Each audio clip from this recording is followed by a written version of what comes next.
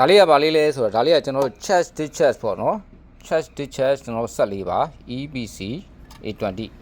အဲ့တော့ဒီကောင်ကဘာတွေရလဲဆိုတော့ ditches ကိုကျွန်တော်0 to 30ဖို့30ဖို့20ရမယ်85ဝါပေါ့နော်20 80 ditches လုပ်လို့ရမယ်ချာကျင်ရတော့0 to 18ဖို့ဒီပဲရမယ်အဲ့ကောင်ကို5ပဲရမယ်နော်ချာကျင်ရ5A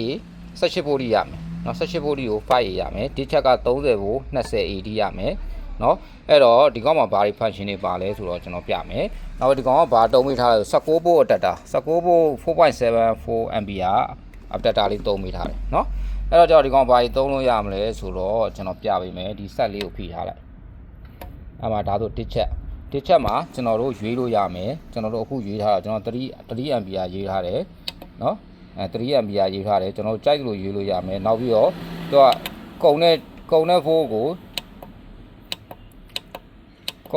ကျွန်တော်တို့3ဖို့ရေးပေးထားတယ်เนาะနောက်မှာ magnet ကတော့ကျွန်တော်တို့ကြိုက်တဲ့ minute ထားလို့ရတယ်ကြိုက်တဲ့ minute ထားလို့ရတယ်ဆိုတော့ကျွန်တော်တို့အကုန်ကြီးဆက်မယ်ဒီ3ဖို့ကြီးဆက်မယ်ဆို0 minute ပဲထားလိုက်တကယ်လို့ကျွန်တော်တို့က3 minute လောက်ပဲဆက်မယ်5 minute လောက်ပဲဆက်မယ်ဆိုကျွန်တော် minute မှာထားလို့ရတယ်ကျွန်တော်0ပဲထားလိုက်တယ်เนาะအဲ့တော့နောက်ချက်အဲ့တော့ဒါလေးကိုပြန်ပြထားလိုက်ပြီးရင်ကျွန်တော်ပြန်ပြပေးမယ်ပြီးရင် SCD ဆောက်ပြဒါက ditchesပြီးရင်ဒါဆိုရင် ditches ဒီကောင်ကကြတော့ဘာလဲဆိုတော့ chat ကော ditches ကောကျွန်တော်တို့ဒီ little color တွေပုံစံတွေမျိုးသူကဟို charging တွင်းမယ် charging တွင်းပြီးတော့ ditches ပြန်လုပ်မယ်အဲ့လိုမျိုးเนาะဒါကတော့ charging ကိုဒီမှာကျွန်တော်တို့က3 ampere ထားထားတယ်